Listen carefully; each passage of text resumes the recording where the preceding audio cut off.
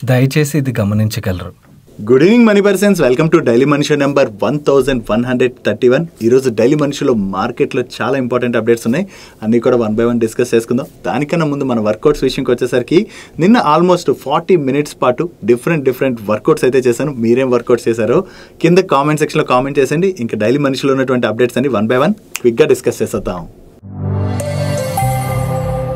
ముందుగా market update చూసినట్లయితే ఈరోజు సెషన్లో సెన్సెక్స్ 693 పాయింట్స్ కరెక్ట్ అయ్యి 81,306 పాయింట్స్కి క్లోజ్ అయినట్లయితే నిఫ్టీ 213 పాయింట్స్ కరెక్ట్ అయ్యి 24,870 పాయింట్స్కి క్లోజ్ అయింది. అండ్ ఈరోజు సెషన్లో మిడ్ క్యాప్ ఇండెక్స్ 0.28% కరెక్ట్ అయినట్లయితే స్మాల్ క్యాప్ ఇండెక్స్ 0.27% కరెక్ట్ అయింది. అండ్ బ్యాంక్ నిఫ్టీ 1.09% కరెక్ట్ అయింది.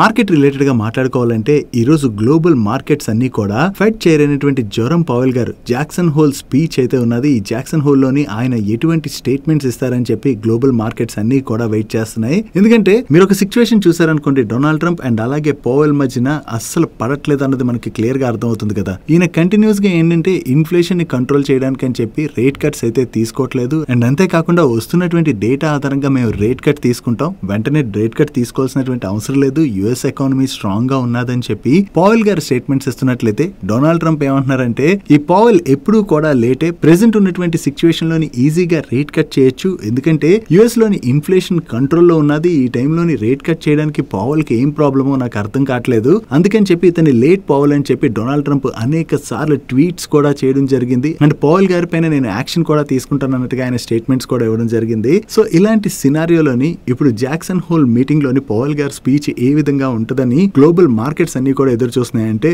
రేట్ కట్స్ రిలేటెడ్ గా ఈయన దగ్గర నుంచి ఏమైనా స్టేట్మెంట్స్ వస్తాయా అని ఎదురు చూస్తున్నాయి. ఒకవేళ ఈయన ఫర్దర్ గా కూడా రేట్ డిలే అవ్వచ్చు అన్నట్టుగా ఏమైనా స్టేట్మెంట్స్ చేశారనుకోండి, దానివల్ల గ్లోబల్ మార్కెట్స్ అన్ని కూడా కొంత ప్రెషర్ కి గురయ్యేటువంటి అవకాశం ఉన్నది. అండ్ దీంతో పాటుగా మన ఇండియన్ మార్కెట్ రిలేటెడ్ గా మాట్లాడుకోవాలంటే వైట్ హౌస్ ట్రేడ్ అడ్వైజర్ అయినటువంటి పీటర్ నావ్రో మరొకసారి మన ఇండియానైతే అటాక్ చేయడం ఈయన మొదలు పెట్టాడు. ఈయన ఏమంటున్నాడంటే ఇండియా రష్యా నుంచి క్రూడ్ ఆయిల్ కొనాల్సినటువంటి అవసరమే లేదు, అండ్ ఇండియా మీద విధించినటువంటి సెకండరీ టారిఫ్స్ ఏవైతే ఉన్నాయో ఆ డెడ్ లైన్ త్వరలోనే దగ్గరికి వస్తున్నది కదా, ఈ డెడ్ లైన్ ని ఎక్స్టెండ్ చేసేటువంటి అవకాశమే లేదు, ఖచ్చితంగా ఇండియా పైన సెకండరీ టారిఫ్స్ ని విధిస్తామని చెప్పి ఈయనైతే స్టేట్మెంట్స్ ఇస్తున్నారు. కంటిన్యూస్ గా చూసినట్లయితే ఇండియాని ప్రెషర్ కి గురి చేయడానికి అని చెప్పి డొనాల్డ్ ట్రంప్ దగ్గర నుంచి ఇటువంటి స్టేట్మెంట్స్ వస్తున్నాయి. అండ్ అలాగే వీళ్ళకి చెందినటువంటి వేరియస్ అడ్వైజర్స్ ఉంటారు కదా, వాళ్ళందరూ కూడా ఇలాంటి స్టేట్మెంట్స్ ఇస్తున్నారు. బట్ మన ఇండియా విషయంకి వచ్చేసరికి మన ఇండియా అయితే రష్యా నుంచి క్రూడ్ ఆయిల్ ని బాగానే ఇంపోర్ట్ చేసుకుంటున్నట్లుగా నిన్న రష్యన్ ఫారెన్ మినిస్టర్ కూడా కామెంట్ చేయడం జరిగింది కదా. అండ్ అంతేకాకుండా మన ఇండియాకి అడిషనల్ గా మరొక 5% వరకు కూడా క్రూడ్ ఆయిల్ పైన డిస్కౌంట్ ని ఇస్తామన్నట్టుగా ఆయన స్టేట్మెంట్స్ అయితే ఇచ్చారు. అండ్ ఇప్పుడు ఉన్నటువంటి సిచ్యువేషన్ ఎలా ఉన్నదంటే ఇండియా, రష్యా, చైనా ఒకవైపు వెళ్తున్నట్లయితే యుఎస్ మరొక వైపు ఉండి ఫైట్ అయితే జరుగుతున్నట్టుగా మనం క్లియర్ గా చూడొచ్చు. బట్ ఒక రకంగా కొన్ని రోజుల తర్వాత అయినా సరే యుఎస్ వెనక్కి తగ్గాల్సినటువంటి సిచ్యువేషన్స్ అయితే ఉన్నాయి. ఎందుకంటే యుఎస్ టారిఫ్స్ విధించుకుంటూ పోయిందనుకోండి, అప్పుడు యుఎస్ కి నష్టం. అంటే అన్ని కంట్రీస్ పైన టారిఫ్స్ వేసేస్తే వాళ్ళు ప్రొడక్ట్స్ ని ఇంపోర్ట్ చేసుకోవాలనుకోండి, ప్రొడక్ట్ కాస్ట్ పెరిగిపోద్ది. కాబట్టి దానివల్ల యుఎస్ సిటిజన్స్ స్ట్రగుల్ అవుతారు, యుఎస్ లో ఇన్ఫ్లేషన్ కూడా పెరిగిపోద్ది. వాళ్ళు చైనా పైన అయితే ఎటువంటి టారిఫ్స్ వేయలేకపోతున్నారు, ఎందుకంటే చైనా పైన టారిఫ్స్ వేస్తే చైనా ఊరుకోదు కదా, వాళ్ళకి వెళ్లాల్సినటువంటి రేర్ ఎర్త్స్ అవి ఏవైతే ఉంటాయో వాటిని బ్లాక్ చేసేస్తారు. కాబట్టి చైనా పైన టారిఫ్స్ వేయకుండా ఇండియా పైన టారిఫ్స్ వేస్తా అని చెప్పి భయపడుతున్నారు. మన ఇండియా కూడా కొంతవరకు భయపడకుండా ముందుకు వెళ్తున్నట్టుగానే మనం చూడొచ్చు. ఫైనల్లీ అంటే ఈ టారిఫ్ వార్ ఏదైతే ఉన్నదో అది ఎప్పటికీ ఎండ్ అవుతుంది అన్నది మనం చూడవలసి ఉన్నది. వీటితో పాటుగా RBI monetary policy committee member కూడా మాట్లాడుతూ యుఎస్ తోని ఇండియా ట్రేడ్ టాక్ ఏదైతే నడుస్తున్నదో ఈ ట్రేడ్ టాక్ అవుట్కమ్ ఎలా వస్తుంది, ఇన్ఫ్లేషన్ సినారియో ఎలా ఉంటుంది, ఇటువంటివన్నీ చూసి మేము రేట్ కట్ రిలేటెడ్ గా డిసిషన్ తీసుకుంటాం.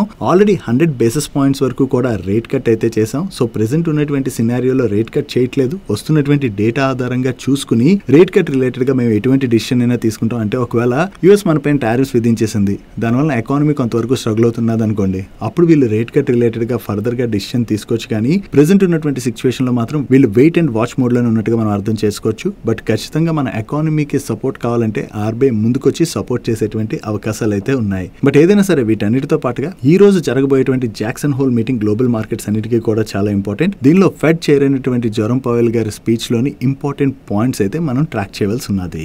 డైలీ మార్కెట్ లో వచ్చేటువంటి ఇటువంటి ఇంపార్టెంట్ ఇన్ఫర్మేషన్ ని మీతో డీటెయిల్ గా షేర్ చేయడానికి మన మనీ పర్స్ టీం పెడుతున్నటువంటి ఎఫర్ట్స్ వీడియో చూస్తున్న ఏ పాయింట్ ఆఫ్ టైంలో అయినా మీకు హెల్ప్ఫుల్ అయినట్లయితే మన వీడియోని మర్చిపోకుండా లైక్ చేయడానికి ప్రయత్నించండి. అండ్ మీరు ఇదే ఫస్ట్ టైం మన మనీ పర్స్ ఛానల్కి వచ్చినట్లయితే మా నుంచి వచ్చేటువంటి ఇంట్రెస్టింగ్ వీడియోస్ని రెగ్యులర్గా ఫాలో అవడానికి మన ఛానల్ని సబ్స్క్రైబ్ చేసుకుంటూ పక్కన ఉన్న బెల్ ఐకాన్లోని ఆల్ నోటిఫికేషన్స్ యాక్టివేట్ చేసుకోండి.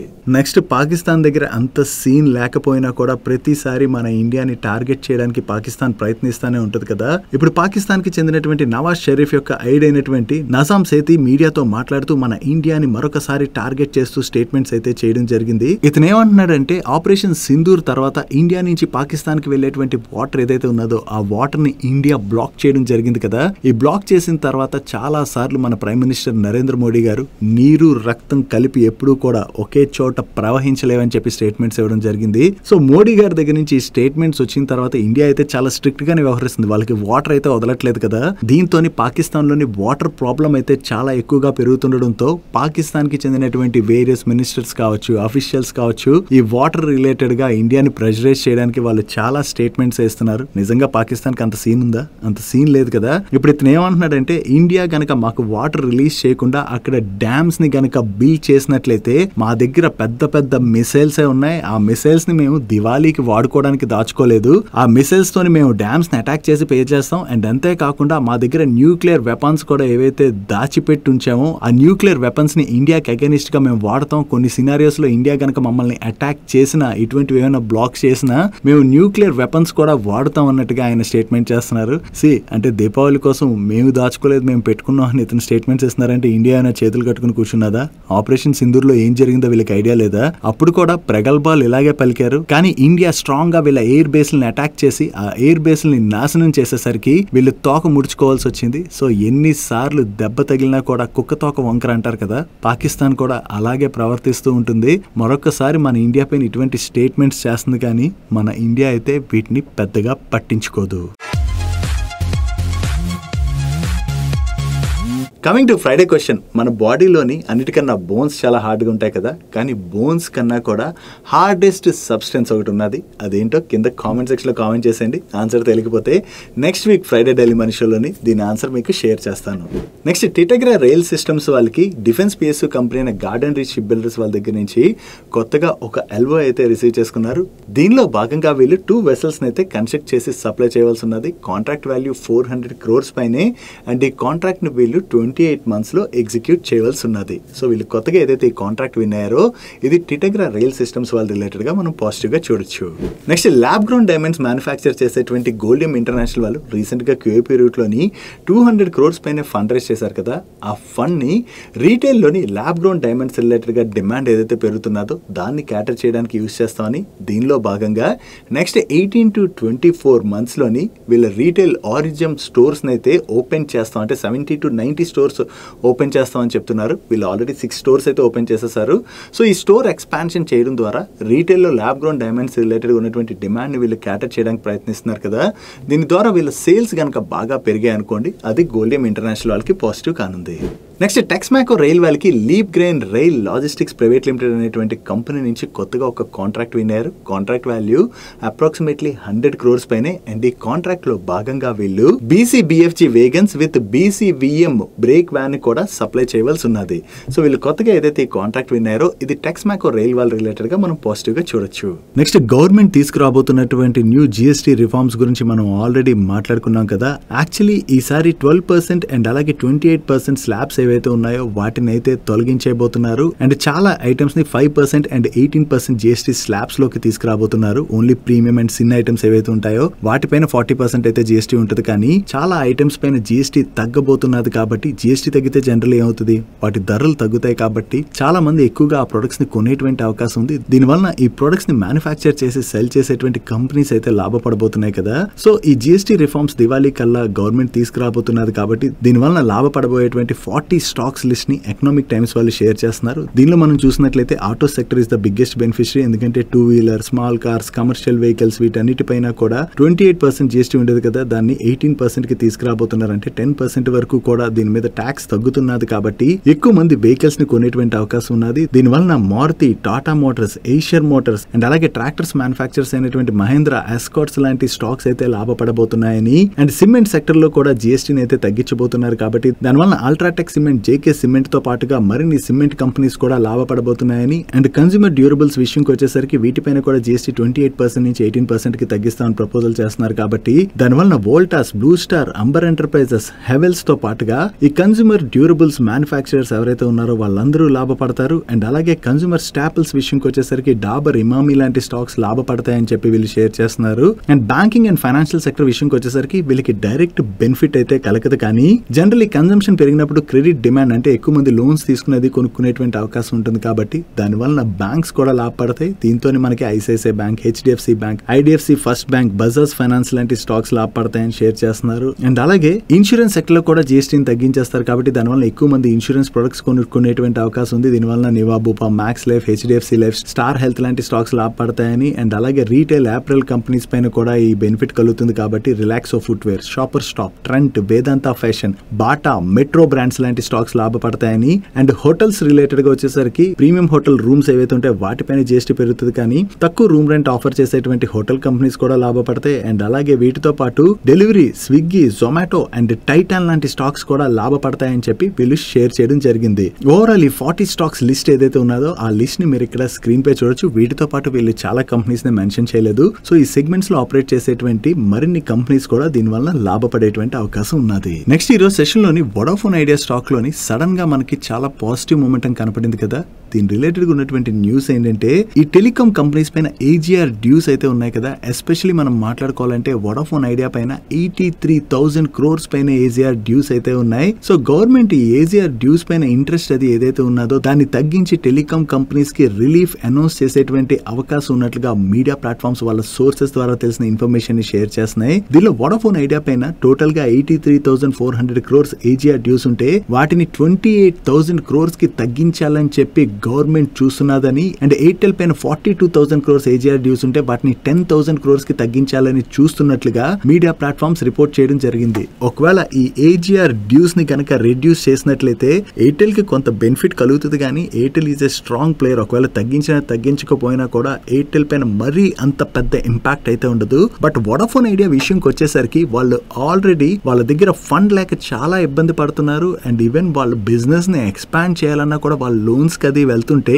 బ్యాంక్స్ నుంచి వాళ్ళకి లోన్స్ అవి కూడా రావట్లేదు. కాబట్టి వోడాఫోన్ ఐడియా కంటిన్యూస్ గా స్ట్రగుల్ అవుతుంది. ఒకవేళ గవర్నమెంట్ దగ్గర నుంచి ఈ సపోర్ట్ గానీ లభించినట్లయితే దానివల్ల వోడాఫోన్ ఐడియాకి బిగ్ బెనిఫిట్ కలిగేటువంటి అవకాశం ఉన్నది. కాబట్టి దాంతోనే వోడాఫోన్ ఐడియా స్టాక్ లో మనం పాజిటివ్ మూమెంటం చూసాం. కాకపోతే ఇది గవర్నమెంట్ నుంచి వస్తున్నటువంటి అఫీషియల్ అనౌన్స్మెంట్ అయితే కాదు, జస్ట్ మీడియా ప్లాట్ఫామ్స్ రిపోర్ట్ చేస్తున్నాయి. చూడాలి త్వరలో గవర్నమెంట్ నుంచి ఏదైనా అనౌన్స్మెంట్ వస్తుందేమో. బట్ ఇటువంటి న్యూస్లతో మనం కొంచెం జాగ్రత్తగా కూడా ఉండాలి. ఎందుకంటే జనరల్లీ ఇలాంటి న్యూస్లు వచ్చినప్పుడు స్టాక్స్ పెరుగుతాయి కదా. కాకపోతే అది జస్ట్ స్పెక్యులేటివ్ న్యూస్ అని తెలిసిందనుకోండి, దాని తర్వాత స్టాక్ లోని అంతే ప్రెషర్ కనపడేటువంటి అవకాశం కూడా ఉన్నది. Next Avadhut Sathe trading. Social మీడియాలో ఈ యాడ్ ని మీరు చాలా చోట్ల చూసే ఉంటారు. ఈ అవధూత్ సాతే ట్రేడింగ్ అకాడమీ ఏదైతే ఉన్నదో ఈ అకాడమీ పైన సెబీ అయితే రైడ్స్ కండక్ట్ చేస్తున్నట్లుగా వేరియస్ మీడియా ప్లాట్ఫామ్స్ అయితే రిపోర్ట్ చేస్తున్నాయి. యాక్చువల్లీ వీళ్ళు ఓన్లీ ట్రేడింగ్ రిలేటెడ్ గా ట్రైనింగ్స్ ఇస్తున్నారు అనుకోండి, వీళ్ళపైన అంత ప్రాబ్లం వచ్చేది కాదేమో. బట్ వీళ్ళు ట్రేడింగ్ రిలేటెడ్ గా ట్రైనింగ్ ఇవ్వడంతో పాటు దీనిలో ఏంటంటే ట్రేడింగ్ కాల్స్ ఇవ్వడం, షార్ట్ టర్మ్ లోనే మీరు ఎక్కువ డబ్బులు సంపాదించేయచ్చు అని చెప్పి చాలా మందిని నమ్మించడంతో పాటుగా గ్యారంటీడ్ రిటర్న్స్ ట్రేడింగ్ ద్వారా వస్తాయని చెప్పి చాలా మందిని నమ్మించినట్లుగా సెబీ గుర్తించడంతో వీళ్ళపైన అయితే సెబీ ఇప్పుడు రైడ్స్ కండక్ట్ చేస్తున్నట్లుగా మీడియా ప్లాట్ఫామ్స్ అయితే రిపోర్ట్ చేస్తున్నాయి. వీటి ద్వారా వీళ్ళు బాగానే డబ్బులు సంపాదించారంటే ఇలా ఈజీ మనీ వచ్చేస్తుంది అది ఇది అని చెప్పేసి వీళ్ళు చాలా మందికి చెప్తున్నారు. అది నిజంగా చెప్పాలంటే స్టాక్ మార్కెట్ లో ట్రేడింగ్ కావచ్చు, ఇన్వెస్ట్మెంట్ కావచ్చు, ఏదైనా అవనివ్వండి, షార్ట్ టర్మ్ లోని మనకి స్టాక్ మార్కెట్ ద్వారా డబ్బులు వస్తాయంటే మాత్రం అది అబద్ధం అని మీరు గుర్తుపెట్టుకోవాలి. స్టాక్ మార్కెట్ లో మనకి డబ్బులు రావాలంటే పేషెన్స్ అన్నది మనకు ఉండాలి. అండ్ అలాగే మంచి కంపెనీస్ ని సెలెక్ట్ చేసుకుని లాంగ్ టర్మ్ వ్యూతో ఇన్వెస్ట్ చేయాలి తప్ప షార్ట్ టర్మ్ లో స్టాక్ మార్కెట్ లో డబ్బులు వచ్చేస్తాయి అండ్ గ్యారంటీడ్ రిటర్న్స్ వస్తాయని చెప్పి ఎవరైనా చెప్తున్నట్లయితే అస్సలు నమ్మకండి. ఇక్కడ వీళ్ళనే కాదు చాలా మంది మీకు ఇటువంటివి చెప్పొచ్చు. సోషల్ మీడియాలో చాలా వరకు ఇటువంటివి కనబడతానే ఉంటాయి. సో మీకు ఎవరైనా అలా చెప్తున్నట్లయితే మాత్రం అసలు వాటిని నమ్మకండి. డైలీ మార్కెట్ లో వచ్చేటువంటి ఇటువంటి ఇంపార్టెంట్ అప్డేట్స్ ని మీతో డీటెయిల్ గా షేర్ చేయడానికి మన మనీ పర్స్ టీమ్ ఏవైతే ఎఫర్ట్స్ పెడుతుందో ఆ ఎఫర్ట్స్ కనుక వీడియో చూస్తూ చూస్తున్న ఏ పాయింట్ ఆఫ్ టైంలో అయినా మీకు హెల్ప్ఫుల్ అయినట్లయితే మన వీడియోని మర్చిపోకుండా లైక్ చేయడానికి ప్రయత్నించండి. నెక్స్ట్ శిల్ప మెడికేర్ వాళ్ళు రీసెంట్ గా 1:1 బోనస్ ఇష్యూని అయితే అనౌన్స్ చేశారు కదా. అంటే రికార్డ్ డేట్ నాటికి ఎవరి దగ్గర అయితే శిల్ప మెడికేర్ యొక్క 1 స్టాక్ ఉంటుందో వాళ్ళకి మరొక స్టాక్ ని వీళ్ళు బోనస్ గా అయితే ఇవ్వనున్నారు. ఈ బోనస్ ఇష్యూ యొక్క రికార్డ్ డేట్ ని వీళ్ళు 3rd అక్టోబర్ గా ఫిక్స్ చేయడం జరిగింది. సో మీలో ఎవరైనా ఈ బోనస్ ఇష్యూలో పార్టిసిపేట్ చేయాలనుకున్నట్లయితే 3rd అక్టోబర్ నాటికల్లా శిల్ప మెడికేర్ యొక్క స్టాక్స్ మీ డిమాట్ అకౌంట్ లోని క్రెడిట్ అయి ఉండాలి. నెక్స్ట్ ఇర్కాన్ ఇంటర్నేషనల్ వాళ్ళకి Meghalaya infrastructure development and finance corporation limited వాళ్ళ దగ్గర నుంచి కొత్తగా ఒక కాంట్రాక్ట్ వచ్చింది. ఈ contract value approximately 510 crores and ఈ కాంట్రాక్ట్ లో భాగంగా వీళ్ళు మేఘాలయలోని 8 డిఫరెంట్ లొకేషన్స్ లోని ఏకలవ్య మోడల్ రెసిడెన్షియల్ స్కూల్స్ అయితే కన్స్ట్రక్ట్ చేయవలసి ఉన్నది. నెక్స్ట్ ఓరియంటల్ రైల్ ఇన్ఫ్రాస్ట్రక్చర్ వాళ్ళ రిలేటెడ్ గా ఒక పాజిటివ్ అప్డేట్ ఉన్నది. వీళ్ళకి మినిస్ట్రీ ఆఫ్ రైల్వేస్ వాళ్ళ దగ్గర నుంచి కొత్తగా ఒక కాంట్రాక్ట్ అయితే విన్ అయ్యారు. ఈ contract value approximately 60 crores and ఈ కాంట్రాక్ట్ లో భాగంగా వీళ్ళు బీజీ బోయింగ్ వ్యాగన్స్ కోసం కాన్స్టెంట్ సైడ్ బేరర్స్ ని మ్యానుఫ్యాక్చర్ చేసి సప్లై చేయవలసి ఉన్నది. నెక్స్ట్ అశోక బిల్డ్కాన్ వాళ్ళు నార్త్ వెస్టర్న్ రైల్వే వాళ్ళ దగ్గర నుంచి కొత్తగా ఒక కాంట్రాక్ట్ విన్ అవడం జరిగింది. ఈ contract value approximately 500 crores and ఈ కాంట్రాక్ట్ లో భాగంగా వీళ్ళు ఎగ్జిస్టింగ్ ఎలక్ట్రిక్ ట్రాక్షన్ సిస్టమ్ ఏదైతే ఉన్నదో దాని అప్గ్రేడేషన్ రిలేటెడ్ వర్క్స్ అయితే చేయవలసి ఉన్నది. నెక్స్ట్ ఎడిల్వేస్ ఫైనాన్షియల్ సర్వీసెస్ వాళ్ళ మ్యూచువల్ ఫండ్ బిజినెస్ అయిన ఎడిల్వేస్ అసెట్ మేనేజ్మెంట్ లిమిటెడ్ లోని వీళ్ళు టోటల్ గా 15% స్టేక్ ని వెస్ట్ బ్రిడ్జ్ క్యాపిటల్ వాళ్ళకి అయితే సెల్ చేయబోతున్నారు. ఈ స్టేక్ ని వీళ్ళు 450 crores కి అయితే సెల్ చేస్తున్నారు. ప్రెసెంట్ ఎడిల్వేస్ మ్యూచువల్ ఫండ్ అయితే 72,600 crores వరకు ఈక్విటీ ఏయుఎం అయితే మేనేజ్ చేస్తున్నది. సో దీనిలో ఉన్నటువంటి ఈ స్టేక్ ని సెల్ చేయడం ద్వారా వెస్ట్ బ్రిడ్జ్ క్యాపిటల్ కూడా ఇప్పుడు మేనేజ్మెంట్ లో వచ్చి జాయిన్ అవుతుంది కాబట్టి వాళ్ళకు ఉన్నటువంటి ఎక్స్పర్టీస్ కూడా వీళ్ళకి యూజ్ అవుతుంది. దీని ద్వారా ఎడిల్వేస్ మ్యూచువల్ ఫండ్ యొక్క గ్రోత్ ని ఫర్దర్ గా డ్రైవ్ చేయడానికి వీళ్ళకి హెల్ప్ఫుల్ అవుతుందని చెప్పేసి ఎడిల్వేస్ ఫైనాన్షియల్ సర్వీసెస్ యొక్క మేనేజ్మెంట్ అయితే షేర్ చేస్తుంది. నెక్స్ట్ లోకేష్ మిషన్స్ వాళ్ళ రిలేటెడ్ గా ఒక పాజిటివ్ అప్డేట్ ఉన్నది. వీళ్ళు డిఫెన్స్ ఐటమ్స్ ని మ్యానుఫ్యాక్చర్ చేసుకునేందుకు గాను వీళ్ళకి మినిస్ట్రీ ఆఫ్ డిఫెన్స్ దగ్గర నుంచి రిజిస్ట్రేషన్ సర్టిఫికేట్ వచ్చినట్లుగా దీంతో వీళ్ళ ఇన్ హౌస్ ఫెసిలిటీలోనే డిఫెన్స్ ప్రొడక్ట్స్ ని మ్యానుఫ్యాక్చర్ చేయడం ద్వారా వీళ్ళ ఎగ్జిస్టింగ్ ప్రొడక్ట్ పోర్ట్ఫోలియోని ఎక్స్టెండ్ చేయొచ్చు అని చెప్పి వీళ్ళ మేనేజ్మెంట్ షేర్ చేస్తుంది. సో ఓవరాల్ గా దీని వలన డిఫెన్స్ సెక్టర్ లో ఉన్నటువంటి ఆపర్చునిటీని వీళ్ళు క్యాటర్ చేసేటువంటి అవకాశం ఉన్నది కాబట్టి ఇది లోకేష్ మిషన్స్ వాళ్ళ రిలేటెడ్ గా మనం పాజిటివ్ గా చూడొచ్చు. నెక్స్ట్ ఈ రోజు సెషన్ లోని అపోలో హాస్పిటల్స్ లో ఒక బ్లాక్ డీల్ జరిగింది. ఈ బ్లాక్ డీల్ లోని వీళ్ళ ప్రమోటర్ గ్రూప్ మెంబర్ అయినటువంటి సునీత రెడ్డి గారు నియర్లీ 18,97,239 షేర్స్ అంటే 1.3% ఈక్విటీని ఈచ్ షేర్ 7,850 రూపీస్ చొప్పున సెల్ చేయడం జరిగింది. సో ఈ స్టేక్ సేల్ చేయడం ద్వారా అపోలో హాస్పిటల్స్ లోని ప్రమోటర్ గ్రూప్ యొక్క షేర్ హోల్డింగ్ 29.3% నుంచి 28% కి అయితే తగ్గింది. ఈ స్టేక్ సేల్ చేయడం ద్వారా వీళ్ళకి ఏవైతే ఫండ్స్ రాబోతున్నాయో దాన్ని ప్రమోటర్ గ్రూప్ యొక్క అవుట్ స్టాండింగ్ డెట్ ని రెడ్యూస్ చేసుకోవడానికి యూజ్ చేస్తామని చెప్పి వీళ్ళ మేనేజ్మెంట్ షేర్ చేస్తుంది. Next government of India real money gaming ఏదైతే ఉన్నదో దాన్ని అయితే బ్యాన్ చేస్తూ బిల్ ని తీసుకురావడం జరిగింది కదా. దీంతో ఇప్పుడు నజారా టెక్నాలజీస్ వాళ్ళు moon shine technologies private limited అనేటువంటి కంపెనీలో వీళ్ళకి 46% స్టేక్ ఉన్నది. యాక్చువల్లీ ఈ company real money online gamings అయితే కండక్ట్ చేస్తూ ఉంటుంది. నో గవర్నమెంట్ తీసుకున్నటువంటి ఈ డిసిషన్ తోని వీళ్ళ అసోసియేట్ కంపెనీ ఈ real money online gaming operations అయితే నిలిపి వేసినట్లుగా వీళ్ళు ఈ రోజు అనౌన్స్ చేయడం జరిగింది. సో గవర్నమెంట్ ఈ డిసిషన్ తీసుకున్నది కాబట్టి తప్పకుండా ఏవైతే కంపెనీస్ ఈ real money online gaming operations conduct చేస్తుంటే వాటిని అయితే ఆపివేయాలి. సో ఓవరాల్ ఈ కంపెనీలో వీళ్ళకి 46% వరకు స్టేక్ ఉన్నది. సో ఇప్పుడు ఈ బిజినెస్ అయిపోతుంది కాబట్టి దీనివల్ల నజారా యొక్క నెంబర్స్ పైన కొంత ఇంపాక్ట్ అయితే పడచ్చు కదా. దాంతోనే స్టాక్ లో అయితే మనకి ప్రెషర్ కనపడుతుంది. బట్ ఏదైనా సరే నజారా స్టాక్ లో ప్రెషర్ కనపడుతున్నా ఈ online real money gaming apps ఏవైతే ఉంటాయో వాటిని బ్యాన్ చేయడం అనేది వెరీ గుడ్ డిసిషన్. దీనివల్ల చాలా మంది బలైపోతున్నారు. గవర్నమెంట్ ఇప్పటికైనా ఈ స్టెప్ తీసుకోవడం అనేది చాలా మంచిది. That's it for today's daily మనిషి గైస్. ఈ రోజు డైలీ మనిషిలో మేము షేర్ చేసిన ఇన్ఫర్మేషన్ మీకు హెల్ప్ఫుల్ అయినట్లయితే ఈ వీడియోని లైక్ చేయండి. Video me friends and family members helpful అవుతుంటే ఈ వీడియోని వాళ్ళకి షేర్ చేయండి. అండ్ మీరు ఇదే ఫస్ట్ టైం మన మనీపర్ ఛానల్కి వచ్చి ఛానల్ ఇంకా సబ్స్క్రైబ్ చేసుకోలేనట్లయితే ఇక్కడున్న ఛానల్ లోగో మీద క్లిక్ చేసి ఛానల్ సబ్స్క్రైబ్ చేసుకుంటూ పక్కనున్న బెల్ ఐకాన్లోని ఆల్ నోటిఫికేషన్స్ యాక్టివేట్ చేసుకోండి. నేను చంద్రశేఖర్ పత్రి మరొక ఇంట్రెస్టింగ్ వీడియోతో కలుద్దాం. Good night.